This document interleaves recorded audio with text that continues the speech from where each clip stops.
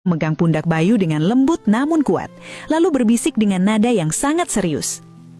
Kakek itu berkata bahwa sekali saja Bayu mengecap rasa makanan dari kota ini, maka ia akan kehilangan selera terhadap semua makanan di dunia manusia. Lebih dari itu, jika makanan tersebut sudah masuk ke dalam darahnya, maka Bayu tidak akan pernah bisa kembali lagi melintasi batas kota ini untuk menemui ibunya. Ia akan terjebak selamanya di kota emas ini, menjadi bagian dari penduduk yang tak kasat mata. Sementara di dunia luar, ia akan dianggap hilang atau meninggal di dalam hutan. Kakek itu mengingatkan Bayu tentang kartu kesehatan ibunya yang masih harus diurus dan janji-janji yang belum ia tepati di kampung halaman. Kata-kata kakek itu seolah menyiramkan air es ke kepala Bayu, menyadarkannya dari sihir kemewahan yang sempat membius pikirannya.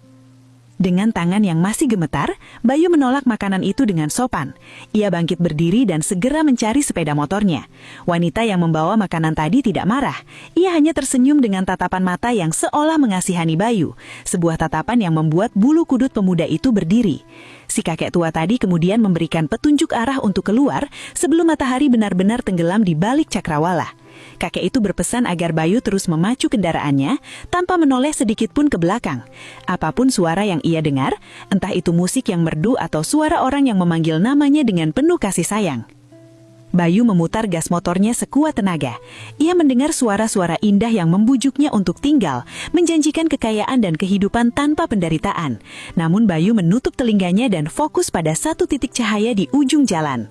Sensasi dingin yang luar biasa menerjang tubuhnya, dan dalam sekejap, pemandangan kota emas itu lenyap seperti asap yang tertiup angin.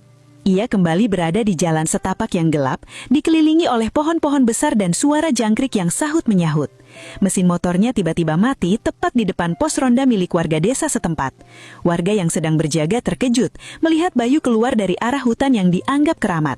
Warga menceritakan bahwa Bayu sudah dicari-cari sejak sore hari, karena aplikasi di kantornya menunjukkan posisinya berhenti di tengah hutan yang tidak bisa dimasuki kendaraan. Mereka bersyukur Bayu bisa kembali dengan selamat tanpa menyentuh apapun dari sana. Saat memeriksa tas kurirnya, Bayu menemukan sebuah koin kuno yang beratnya terasa seperti emas murni dan selembar daun kering yang harumnya tidak pernah liau.